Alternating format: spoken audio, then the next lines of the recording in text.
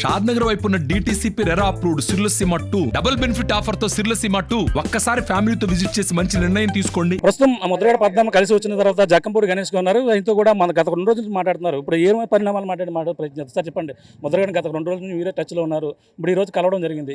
ఏ అంశాలు మాట్లాడడం జరిగింది? ఇది చాలా మంచి పరిణామం అన్న. పద్మనాభం గారు వైఎస్ఆర్సీపీ పార్టీలోకి రావడానికి అంగీకరించారు. పెద్దల ఆశీర్వాదంతో రానున్న రోజుల్లో మళ్ళీ జగన్మోహన్ రెడ్డి గారు రెండోసారి ముఖ్యమంత్రి అవడం ఖాయం. ఖచ్చితంగా ఈ రాష్ట్రంలో మళ్ళీ తిరుగులేని మెజారిటీతో జగన్మోహన్ రెడ్డి గారు ముఖ్యమంత్రిగా రెండోసారి ప్రమాణ స్వీకారం చేస్తారనేటువంటిది తథ్యం. అంటే ప్రధానంగా గత కొన్ని రోజుల నుంచి కూడా మొదటి వైసీపీ అనుకున్నారు ముద్రగడ, తర్వాత జనసేనలోకి వెళ్తున్నారు. కానీ ఊహించిన పరిణామాలతో మీతో టచ్లో రావడం, మాట్లాడడం కూడా మళ్ళీ వైసీపీలో రావడం, ఈరోజు మిథున్ రెడ్డి కలవడం, ఇవన్నీ కూడా ఏ అంశాలు మాట్లాడారు క్లియర్గా? పెద్దలకి జగన్మోహన్ రెడ్డి గారు ఇచ్చినటువంటి గౌరవం మరొకరు ఎవరో ఇవ్వరు అనేటటువంటిది పద్మనాభం గారి మనసులో మాట. తెలుగుదేశం వాళ్ళు చేసినటువంటి ఘోరమైన అవమానాలు అవన్నీ గతంలో చూసాం.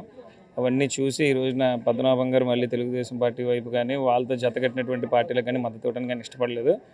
కనుకనే ఈ రోజున ఆయన రాజకీయ ప్రస్థానం మళ్ళీ వైఎస్ఆర్ కాంగ్రెస్ పార్టీతో ప్రారంభించడానికి మొదలయ్యారని నేను అనుకుంటాను. అధికారికంగా ఎప్పుడు జగన్ కలబోతున్నారండి? త్వరలో మంచి రోజు చూసి ఆయనే చెప్తున్నారు. అంటే ఎక్కడైనా పోటీ చేస్తారా, లేదంటే ఏదైనా నామినేట్ పదవి ఇచ్చే అవకాశం ఉందంటారు? ఇటువంటి పదవి కానీ ఎక్కడైనా సీటు కానీ ఏది కోరలేదు. ఆయన కేవలం వైఎస్ఆర్ కాంగ్రెస్ పార్టీకి సేవ చేయడానికి మాత్రమే వస్తున్నాను. జగన్మోహన్ రెడ్డి గారు చేసినటువంటి సంక్షేమ పథకాలు నచ్చి పేదల పక్షాన్ని నిలబడటానికి పోరాడుతూ ఉన్నటువంటి వైఎస్ఆర్సీపీ తరఫున నేను కూడా నిలబడతానని చెప్పి రావడం జరిగింది.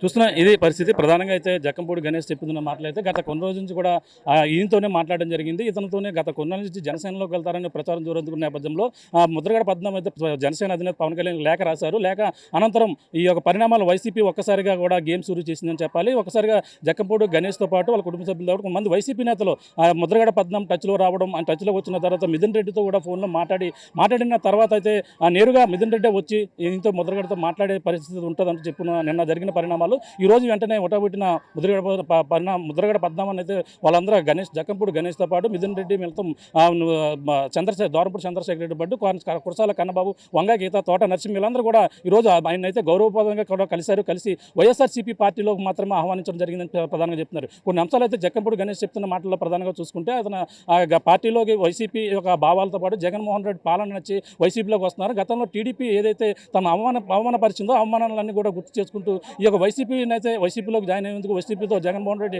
భావాలను చూస్తే వైసీపీలోకి వస్తారంటూ ఇష్టపడినట్టు ఉంది. ఎటువంటి పదవి కానీ ఎటువంటి కోరలేదు. కేవలం పార్టీలోకి వచ్చేందుకు ఆయన ఇష్టపడుతున్నట్టుగా ఉన్నారు.